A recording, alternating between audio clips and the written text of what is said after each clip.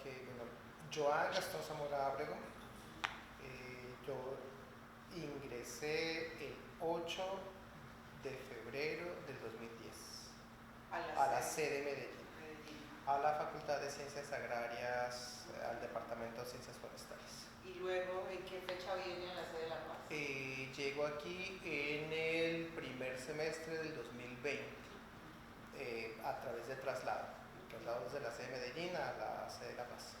¿Conoce el año de estudios generales? ¿Puede definirlo? Nada, esa es una buena pregunta. Lo conozco sí porque me ha tocado dar varios cursos del año de estudios generales, pero definirlo no lo puedo definir. Okay. ¿Cuál ha sido su experiencia con esas asignaturas? ¿Cuáles ha orientado y cuál ha sido su experiencia? Desde que ingresé me ha tocado participar ya sea como docente acompañante o como docente principal, responsable, lenguaje y comunicación, universidad y sociedad, fundamentos de ética, fundamentos de las ciencias y fundamentos de las ciencias experimentales. A la actualidad, bueno, este semestre no me tocó, pero todavía hasta el año pasado tocó tener fundamentos de las ciencias experimentales. ¿Qué tal la experiencia? ¿Cómo fue la planificación de esos cursos para, digamos, cuál fue la diferencia a los cursos que usted planificaba antes a estos que planificó ahora?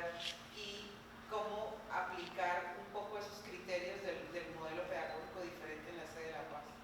La verdad es que fue muy complejo, porque obviamente en la sede de Medellín uno tenía la PES, bueno, es el modelo, sigue siendo el modelo tradicional, que es semestral, con diferentes características. Entonces llegar acá al principio fue muy complejo. De hecho, yo creo que el primer año durante el 2020 fue que me tocó realmente involucrarme en la mayoría de los cursos del año, en estos cursos que te menciono de años de estudios generales, y si acaso participé una vez o dos veces por máximo en esos primeros cursos.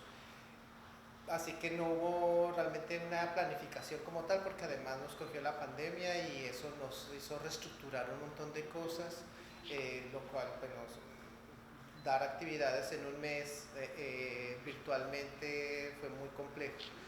Sin embargo, el curso que sí he tenido un poquito más de acercamiento ha sido el de Fundamentos de las Ciencias Experimentales, porque ese es te digo que lo sigo, bueno, por lo menos hasta el año pasado lo seguí, estuvo todavía algunos grupos a mi cargo.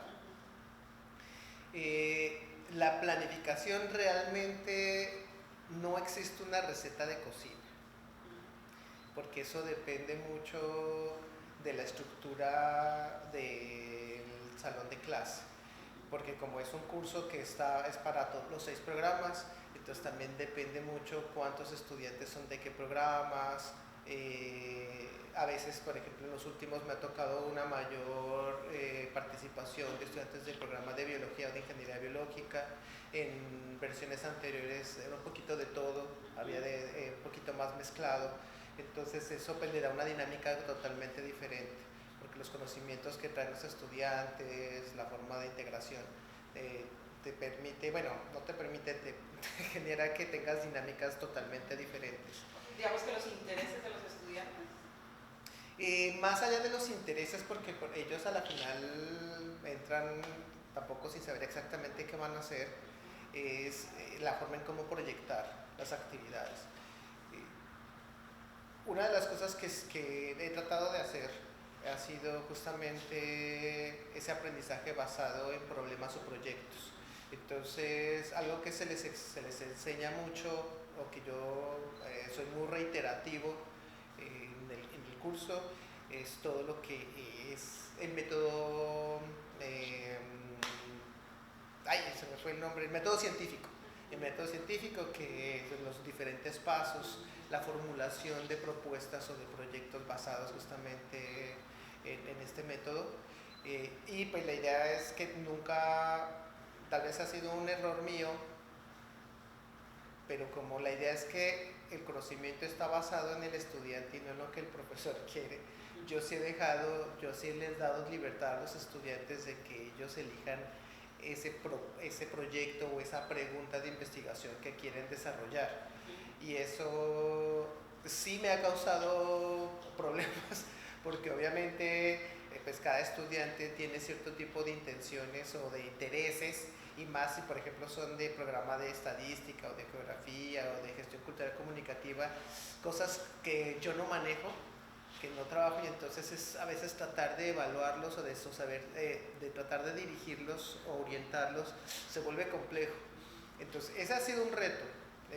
Sin embargo, a la final lo que me importa no es tanto si está muy bien direccionada si está muy bien direccionado lo que quieren hacer, sino que realmente estén utilizando el método científico, cada uno de los pasos, que hagan una formulación concreta, específica, puntual de lo que quieren, que identifiquen claramente el problema, que formulen una muy buena pregunta y obviamente tengan una muy buena hipótesis predicción, que es básicamente, a veces no nos da el tiempo para continuar con los demás pasos del método científico porque es complejo, pero digamos que por lo menos me doy por bien servido si alcanzamos a definir el objeto de estudio, si alcanzamos a identificar la problemática, definir y redactar correctamente la pregunta de investigación, que siempre les he dicho que es la columna vertebral de cualquier proyecto de investigación, y si logramos identificar justamente la hipótesis, porque la idea es que el diseño experimental está basado en falsear, comprobar o poner a prueba la hipótesis, no la pregunta, ¿no? Entonces, y pues una pregunta puede tener n número de hipótesis, entonces la idea es que definan sobre eso justamente cómo trabajar con la estructura. Entonces, digamos que si alcanzan eso, me doy por bien servido, porque realmente a veces son cursos de 2 créditos, nos vemos escasamente 2-3 veces a la semana, aunque en versiones anteriores habían sido casi que toda la semana, un poquito más de actividades, pero también desafortunadamente, o sea, creo que hay 2 grandes fallas. Por un lado, pues la falla en que tenemos muy poco tiempo para poder desarrollar todo lo que quisiéramos desarrollar. Entonces un mes en una asignatura de 2 créditos es muy poco, o sea, bueno, vernos un poco tiempo se vuelve complejo. Generar que eso fue algo que me pasó, como dejarles muchas tareas o muchas actividades de trabajo autónomo, se vuelve muy complejo de evaluar, de retroalimentar, porque son grupos que por lo general tienen entre 35 y 40 estudiantes, entonces es casi que imposible estar muy personalizado o tener actividades muy personales con los estudiantes. A la final terminas teniendo proyectos o generando equipos de trabajo de 4 estudiantes, 5 estudiantes, y no es una muy buena idea porque si son 4 estudiantes o 5, hay 1 o 2 que nunca trabajan o que trabajan menos que los otros 3. Creo que un equipo ideal son de 3 personas, y aún así a veces hay dificultades, pero 4 o 5 estudiantes generalmente hay un par que no, entonces se vuelve eso un poquito complejo, y aún así el trabajo es grupal, entonces la evaluación es grupal, entonces las enseñanzas para los estudiantes es compleja porque no hay una relación directa con ellos. Hay quienes sí están interesados y te preguntan, están mucho más comprometidos con el proceso, y hay quienes en realidad no, simplemente lo que quieren es pasar. Bueno, o sea, pues pasar la asignatura y ya, no, realmente no hay un interés. La otra cuestión, que aunque no tiene que ver mucho con esta parte del año de estudios generales, es que yo sí he tratado en todos los cursos posteriores que ya son disciplinares, optativos o fundamentación del programa de biología, es que por lo menos los proyectos de la asignatura continúen trabajando con el método científico y continúen utilizando lo que aprendieron en Fundamento de las Ciencias Experimentales. Eso sí lo hago, y muchos de los estudiantes que me han tocado en esos cursos de alguna u otra manera vieron conmigo, si no todos, sí la gran mayoría, por lo menos hasta semestres anteriores, vieron conmigo Fundamentos de las Ciencias Experimentales. Entonces ya también no se acuerdan, ya no se acuerdan de nada de lo que vieron, pero de nada que vieron, pero por lo menos les digo, ¿se acuerdan que les dije? Ah, bueno, y si no, revisen sus apuntes, porque yo les comenté, les dije, entonces la idea es que basemos, o sea, no dejemos eso tirado, sino que realmente retomemos un poquito la formulación de de su pregunta de investigación para el proyecto, basado en lo que aprendieron en Fundamentos de las Ciencias Experimentales. Entonces, digamos que de cierta manera he podido con algunos de ellos hacer esa retroalimentación, y me ha sido, digamos, los que han tomado clase y los que llevaron y por lo menos tuvieron ese acercamiento, ha sido un poquito más fácil que los que no. Porque obviamente también ha habido distinciones, yo no sé cómo, pues digamos con los otros profesores que les ha tocado ese curso, no sé tampoco cómo lo han desarrollado. Pues no sé. Bueno, esta es una estrategia que es bastante interesante, nadie nos la había señalado, de que ciertas cosas que se inician en las asignaturas del año de estudios generales pueden ser desarrolladas en las asignaturas disciplinares. ¿Hay un cambio entre los estudiantes que usted tuvo en estas asignaturas del año de estudios generales a los que usted recibe ya en las asignaturas disciplinares? Sí, sin embargo no creo que sea, o sea, no creo que sea exclusivamente por la situación de año de estudios generales, sino porque en realidad estamos hablando de que es una materia de segundo semestre. O sea, Fundamentos de las Ciencias Experimentales es de segundo semestre. Es para terminar el año de estudios generales. Exacto, está justamente en el último ciclo.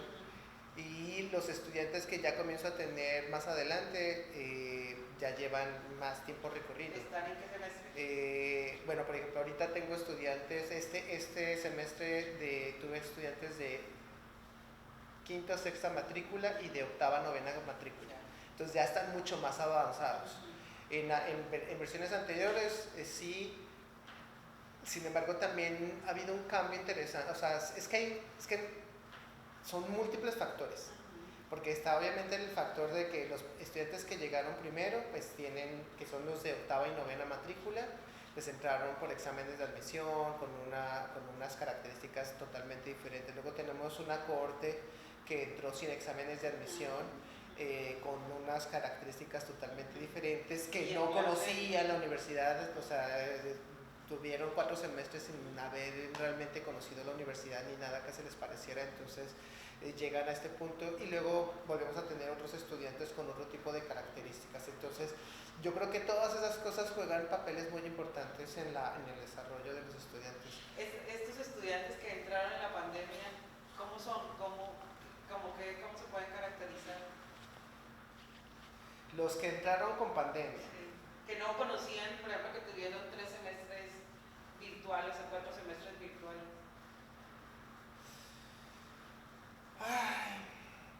Bueno, es que son más, o sea, realmente es complejo porque, bueno, además de que tú sabes, no creo que eso sea un secreto, que entraron a través de los puntajes, que los puntajes del IFES no son los mejores, Los más altos, ¿no? o los más altos. Entonces sí hay, digamos, de cierta manera, pues un choque. Me parece que hay un choque un poco generacional entre estos estudiantes. Sin embargo, es fácil agruparlos. Es decir, uno los ve, tienen más o menos son cortados con la misma tijera, por decirlo de alguna manera, los que vienen con estas falencias versus los que entraron con otro tipo de características. E incluso ahorita los que llegaron a través de estos 2 periodos de admisión con examen regular, yo creo que, no me ha tocado todavía, pero supongo que vamos a tener como 3 cohortes diferentes de estudiantes con diferentes formas de interactuar. Me parece que desafortunadamente llegaron en el momento de la pandemia, necesitan un poco más de apoyo porque esto ha sido como muy rápido en todos los aspectos, muy rápido en que llegan profesores nuevos, están llegando profesores nuevos, eso es un factor importante porque los profesores nuevos que ya muchos, bueno, obviamente ya llevan un rato, pero llegan y se enfrentan a lo que tal vez tú y yo nos enfrentamos muy al principio y que bueno, estamos cometiendo en el proceso, cometemos esos errores de muy al principio y que bueno, ahora llegan además, a pesar de que bueno, tienen una cierta experiencia docente, hablando de nuestros colegas, pues no es una gran experiencia docente porque realmente acaban de salir de sus procesos formativos y eso también creo que les ha pesado a ellos un poco porque les cuesta, ¿no? Estoy de acuerdo y yo creo que sí, hacen un enorme esfuerzo por contextualizarse, por adaptarse, pero todavía es complejo.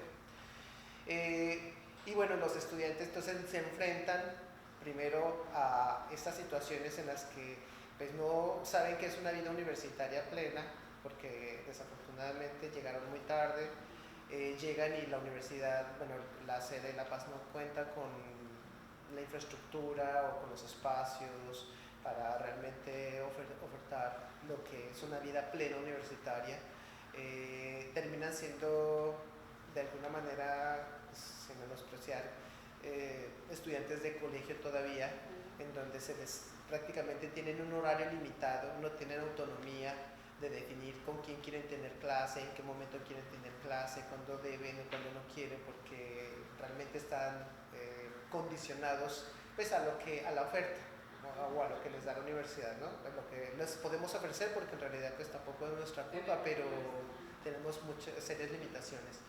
Entonces, yo creo que todo, o sea, la sinergia de nuevos profesores, nuevas vidas, nueva estructura, todo eso lleva realmente a que no se desarrollen plenamente y eso yo creo que se ve muy, se ve muy enfocado en su desempeño académico. Entonces, junto con un montón de cosas, no sé si hablar de esas cosas aquí también, pero digamos que todo lo que tiene que ver con la parte de inclusión, la inclusión educativa, que bueno, no es que esté yo en contra de la inclusión educativa, pero ahí, si para nosotros es complejo, para los docentes, de conocimiento tradicional, en el que fuimos formados bajo, no sé, una estructura psicorrígida, cambiar. Y luego a esto nos meten que tenemos que además replantear el modelo educativo y luego replantear la forma de inclusión educativa. Entonces también para nosotros se vuelve sumamente complejo tratar de incluir todos estos retos que nos está imponiendo pues, el nuevo proceso educativo, ¿no? Y que se ve reflejado justamente en el desempeño de nuestros estudiantes, porque estamos, o sea, yo estoy trastabillando, o sea, me cuesta trabajo, sí, me tropiezo, me causa trabajo, ¿no? Entonces empiezo a identificar cosas y aún así sigue habiendo restricciones. Voy a decir una, por ejemplo. Para el programa de biología hemos detectado dos cosas sumamente importantes. Una, que las materias, independientemente del número de créditos, los estudiantes requieren un espacio para consolidar la información, por lo menos para digerirla, para hacerla presente, identificarla, reconocerla, criticarla, ¿no? Y entonces estos espacios, o sea, el sistema modular no nos permite que tengan ese periodo de pensamiento crítico. Entonces digamos que de alguna manera lo interesante aquí, bueno, yo algo que he visto es que en lugar de tener un curso de un módulo, es mejor tenerlo de dos módulos, que me permite por lo menos darles espacio para que las clases no sean todos los días, sino que haya días de por medio para que los estudiantes también tengan esa libertad de no atiborrarse de información, de no llenarse ni saturarse, porque a la final terminan cada módulo como si fuera un final de semestre y después los vuelves a encontrar y ya no se acuerdan absolutamente de nada. Eso también me ha ayudado a poder identificar un poco más plenamente cuáles son los contenidos que realmente son necesarios, porque por lo menos permite decir, bueno, ya sé cómo evaluar y cómo entonces decir, bueno, esto no es necesario que lo miremos ahora o que lo entiendan en ese momento, pero sí es importante comenzar, por ejemplo, a definir los resultados de aprendizaje. Entonces nos ayuda un poquito más a definir esos resultados de aprendizaje que volvemos, estamos en pañales, seguimos pues ahí luchando con ellos sin saber si realmente es el correcto, es el ideal o es el indicado, ¿no? Porque tampoco existe una receta de cocina, no existe una fórmula para diseñarlos. Te dicen, así debe de quedar, pero el que quede bien redactado no necesariamente quiere decir que sea el adecuado. Entonces, y yo creo que bueno, ese análisis todavía nos queda profundo por hacer.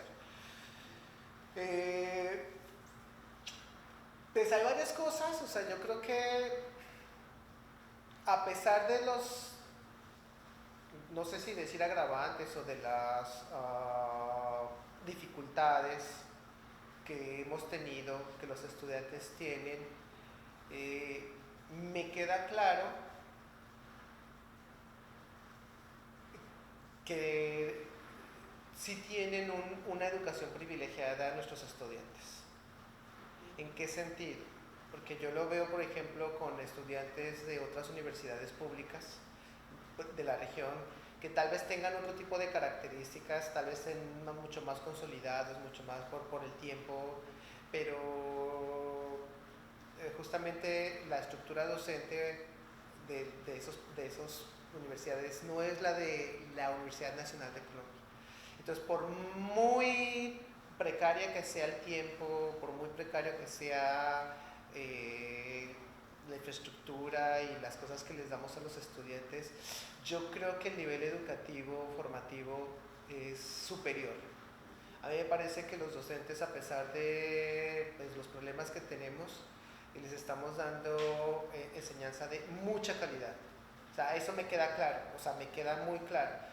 El otro error que te comentaba, que por lo menos para biología que se ha detectado, es la falta de prácticas de campo o actividades extramurales, porque los estudiantes no saben caminar.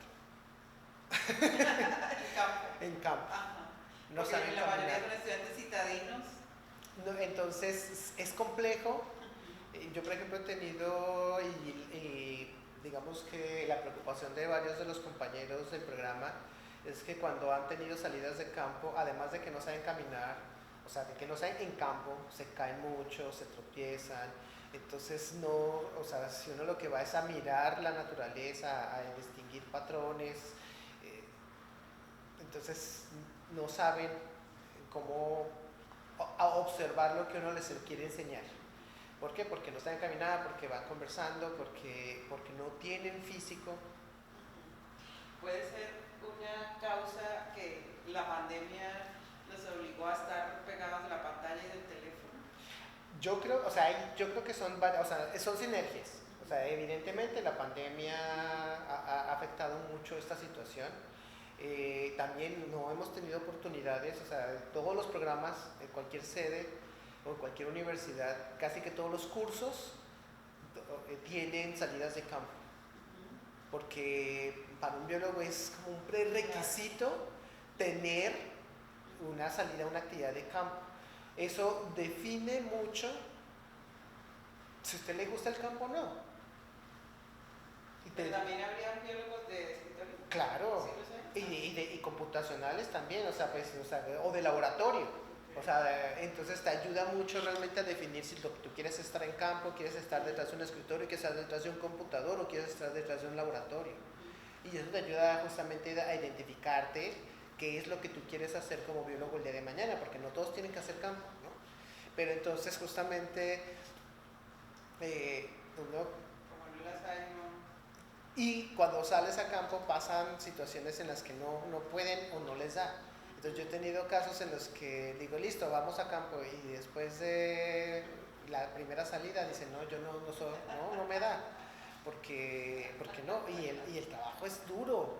O sea, hay muy pocos estudiantes que se le miden al esfuerzo. Por ejemplo, pues tú sabes, ahora que estuvimos en la Sabana Rubia, el sentarse allá, montar y estar todo el día camellando, chupando sol, chupando frío, agua, comiendo no muy bien, durmiendo bajo condiciones muy precarias, eso no es para cualquiera. Eso realmente es como el amor ahí sí, amor a la carrera.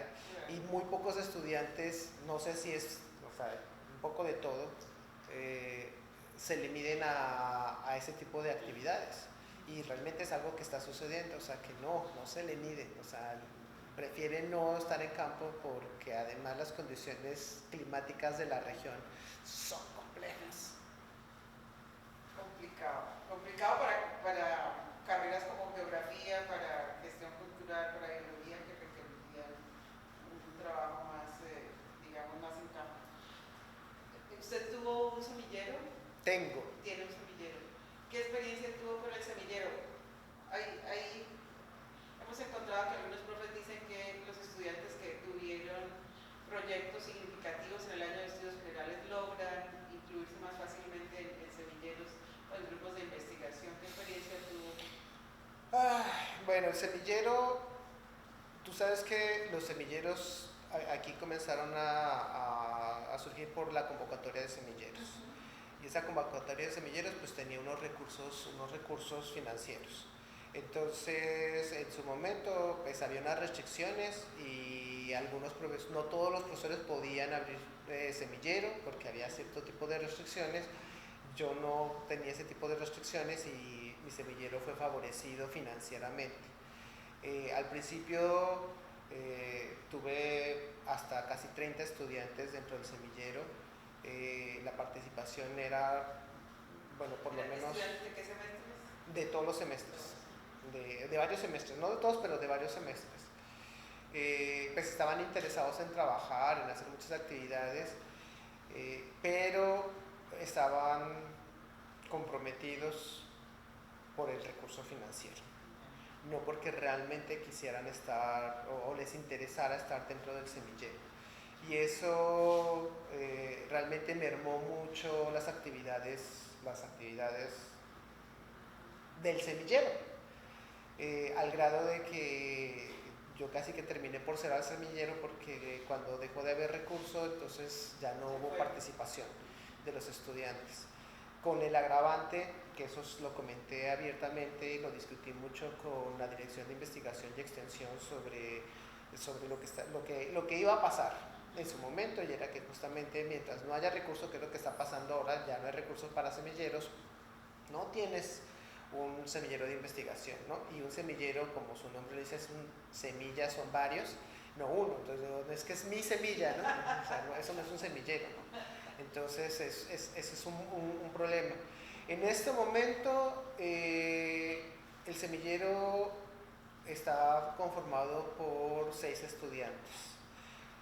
4 de ellos pues tienen financiamiento de otros proyectos porque los he podido vincular a otros proyectos intersedes, pero los vinculé porque ellos se comprometieron desde antes y han estado conmigo desde antes, han sido de los pocos que han sido un poquito más constantes sin financiamiento previo. Entonces fueron vinculados a los proyectos como parte de ese, ahora sí, realmente diciendo como parte del estímulo, sin embargo, participan en el proyecto de investigación intersedes, pero además están participando dentro del semillero. Entonces, digamos que de momento voy bien con esa parte, pues espero que los estudiantes sigan ahí trabajando muy duro. Pues son 6, espero que jalen. Entonces, por lo menos sé que están un poquito más comprometidos. Ya hablamos de las dificultades. ¿Por qué pensar que el año de estudios generales es importante para la sede de La Paz, o para los estudiantes de la región del Caribe? Yo creo que una de las cosas importantes es obviamente el sistema precario formativo que tienen nuestros estudiantes en la región. Es decir, llegan con diversas falencias en todos los aspectos, desde las comunicativas, las verbales, las numéricas, y por lo menos este año de estudios generales me parece que les permite de alguna u otra manera solventar algunos de esas deficiencias. No todas, porque en realidad es complejo, pero creo que por lo menos alcanzan a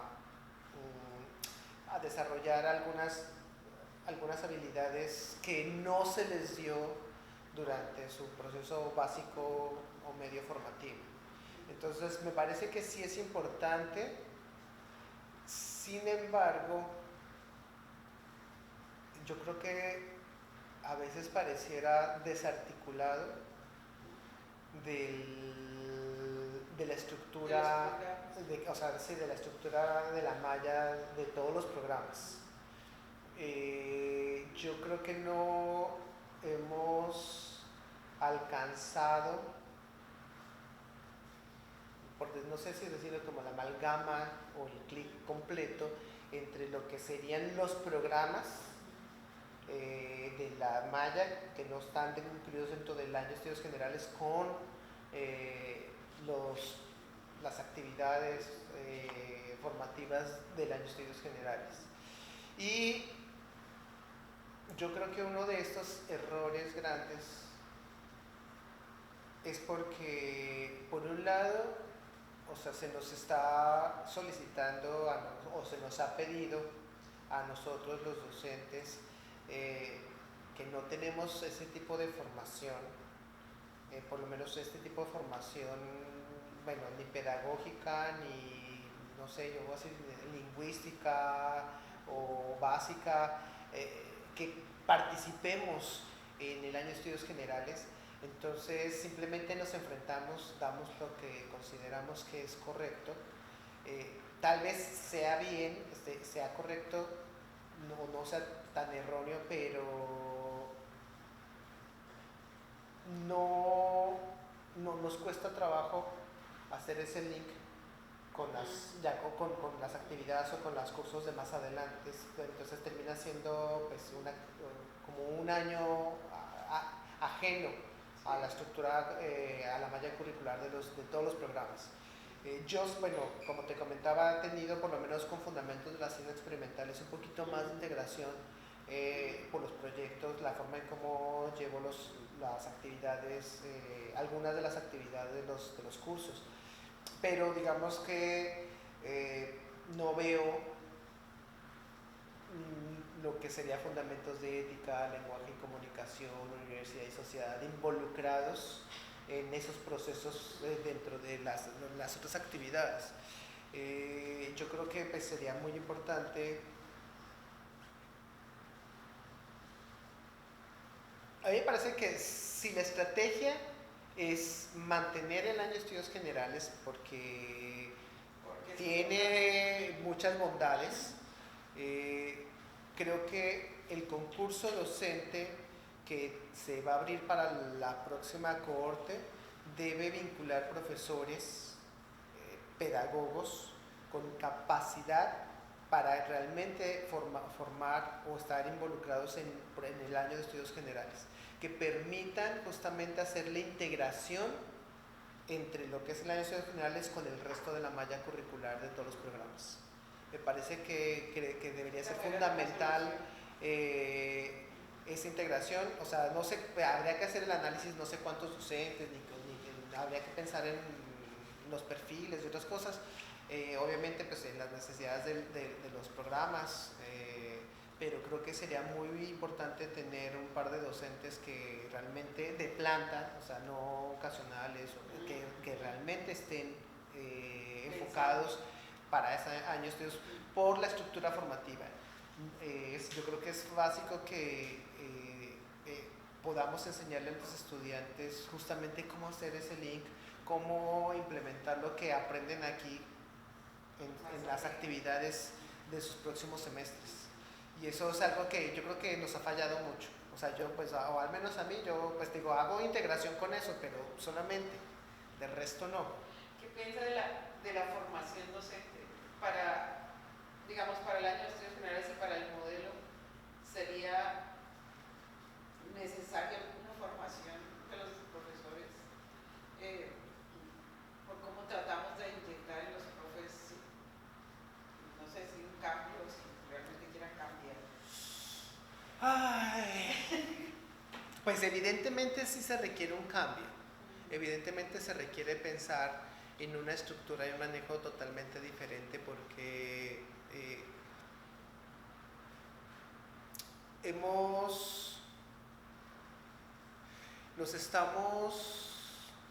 o sea, como universidad, estoy hablando como universidad y no como sede de La Paz, sino como universidad nacional, exacto, como institución,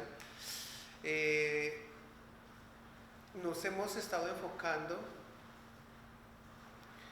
en llenar o complementar o tratar de incluir una planta docente que permita llenar y generar indicadores, ¿no? Entonces es como el indicador. Entonces necesitamos docentes que publiquen un montón, que hagan un montón de investigación, que trabajen aquí, que hagan 1000 cosas, pero para llenar indicadores y para demostrar que la Universidad Nacional sigue siendo la número uno en el país. Pero justo discutía estos días en el congreso que tuve la semana pasada, ¿qué tan válido es un indicador? Por ejemplo, de que yo digo, ay, sí, mi artículo está publicado en A1 y en el percentil o cuartil fulanito de tal, factor de impacto X, y sí soy súper bueno. Cuando ese artículo súper bueno, que está en una revista Open Access, que solamente tienen acceso los que pagan o algunos de ellos, lo van a leer solamente pues, las personas, y que al final, o sea, no, además de que, pues, de que lo va a leer X persona o Y, que no tiene, realmente no es no sé si es un buen indicador de lo que nosotros realmente queremos o lo que el país realmente requiere. Entonces, por ejemplo, hablábamos o sea, hubo unas discusiones que se hicieron, pues, ¿sabes? Cuando uno se reúne con un montón de otras personas y decíamos, ¿cómo promovemos un indicador? Cuando yo trabajo con una comunidad o con estudiantes, que realmente hay un indicador cuantificable, porque a la final pues, lo que se requiere es un indicador cuantificable que nos permita realmente valorar el ejercicio que estamos desarrollando y que no es el de publicar o el de tener proyectos de extensión de miles de millones de pesos y que yo no sé, o sea, que realmente es un indicador que te es mucho más fuerte por el impacto que genera en la región, en el contexto, que el indicador internacional que genera por su aplicabilidad o por lo que sea. Entonces, digamos, la pregunta era, o sea, seguimos jugando al juego de, entonces, porque tenemos que cumplir con ciertos indicadores, entonces es más importante y relevante mostrarnos ante el mundo lo que somos, cuando realmente las necesidades son locales, regionales o del país, y lo que requerimos son indicadores que nos demuestren que lo que estamos haciendo realmente está contribuyendo a la formación del país, o que lo que demuestra es que sí somos, tenemos el nivel de competencia a nivel internacional. Entonces, obviamente habrá quienes dicen, no, es que es importante el equilibrio, que no sé qué, sí, pero el rollo es que no hay un equilibrio. No, el rollo es que no existe el equilibrio.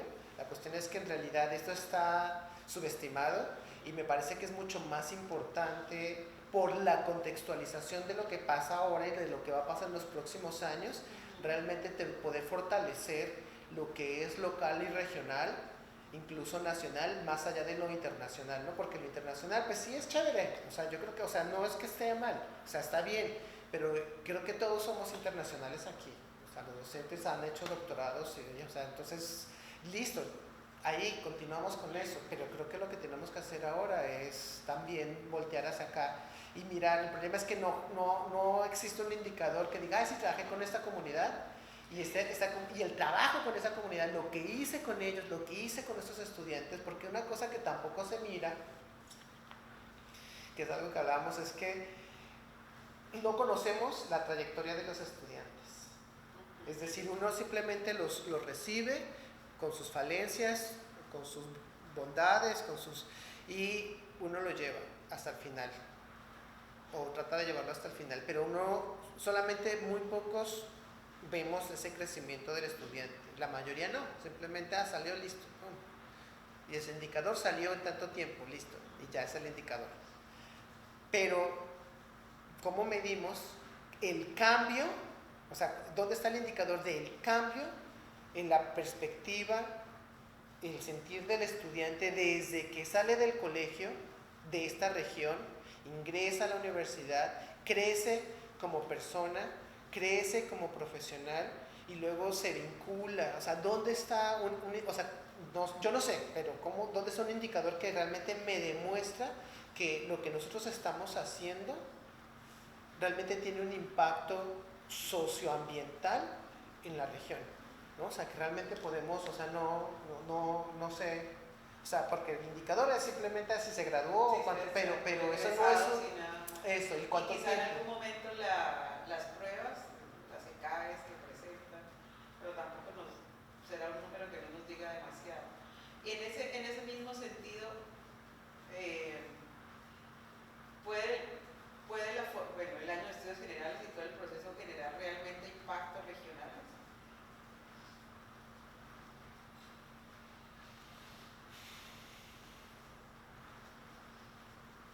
La respuesta es no sé. Sí, no, la respuesta es que no sé, porque es una cosa que en este momento o sea, no hay datos, no hay forma de medirlo. O sea, por eso estoy pensando es porque no hay forma de cuantificar.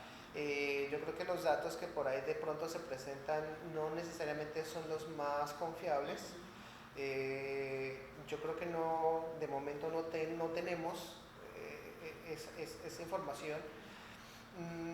Sin embargo, por ejemplo, yo algo que en el curso pasado les decía a los estudiantes, les decía, bueno, ¿ustedes por qué creen que la Universidad Nacional en algún momento dijo, ay, sí, no sé, me sobran aquí unos pesitos, abramos una sede, ¿dónde no tenemos presencia? Ah, sí, creo que por allá en el Caribe creo que no hay nada, con la excepción de San Andrés, no hay nada. Abramos una sede allá y a ver cómo nos va, y después alguien de allá se monta a decir, bueno, ¿y qué programas abrimos por allá? O sea, si eso fue una cosa, un berrinche o realmente algo pensado, o alguien dijo, bueno, invertamos, no sé, van 80,000 millones más todo lo que costó esto, no sé cuánto habrá costado esto, no me recuerdo en ese momento el dato, para abrir, a ver qué surge, ¿no? Entonces, no. O sea, realmente creo que esa no es la intención de la Universidad Nacional, simplemente abrir una sede por hacer presencia nacional. Es un punto estratégico. Yo creo que pues, si tenían para invertir, podían haber invertido en cualquier lugar del país.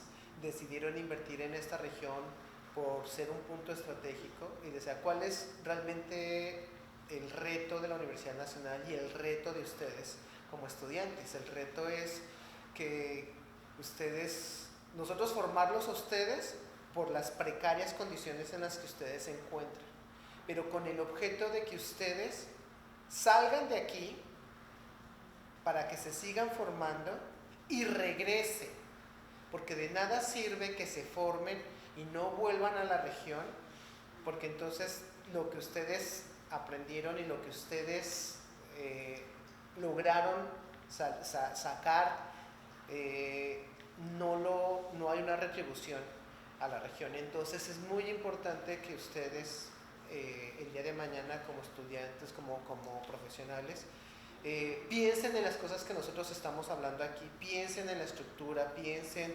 en cómo nos estamos realmente esforzando con muchas falencias o con muchos errores en darles una educación, si no es de la mejor calidad, superior a la que recibirían aquí en la región, o de momento, si no es de la mejor calidad, de momento sí es superior, y entonces eso nos permite, o sea, les debería permitir a ustedes realmente hacer crecer el desarrollo de la región. O sea, si no hay un crecimiento y un desarrollo de la región, entonces ahí sí fallamos. ¿Qué recomendación darle a un profesor que va a llegar a la sede de La Paz?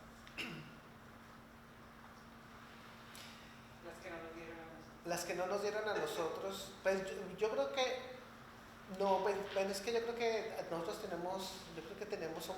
somos diferentes porque veníamos ya de un proceso diferente. Entonces, realmente creo que estábamos buscando ese cambio, esa transformación. Yo lo primero que diría es, si usted, o sea, una cosa es ser investigador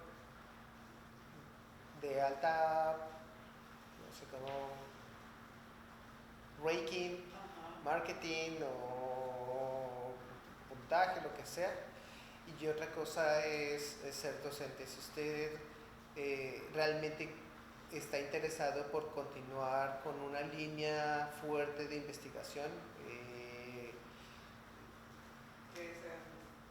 yo creo que este no es el lugar de momento. O sea, pues no es el lugar porque llegan ya, ¿no? Y realmente también estoy pensando en que llegan ya, en el sentido de que recordemos de que tengo entendido que desde Pastrana, o no sé desde cuándo, no se habían abierto plazas docentes a concursos docentes, y en ese momento la Universidad Nacional y otras universidades ya realmente, no sé si es el gobierno de Petro o lo que sea, pero en ese momento pues existe la oportunidad de que haya concursos docentes, o sea, que haya concursos. Entonces, pero están limitados, es decir, hay una ventana de tiempo y esta ventana de tiempo va a ser esto, pero después es posible que se vuelva a cerrar esas oportunidades. Entonces es importante, bueno, que realmente estén convencidos, que antes de que tomen una decisión, o sea, la decisión de decir, sí me voy para allá, primero es que se vengan a contextualizar, es decir, vengan y digan, bueno, ¿a qué me voy a enfrentar? ¿Qué es Valledupar si no conocen?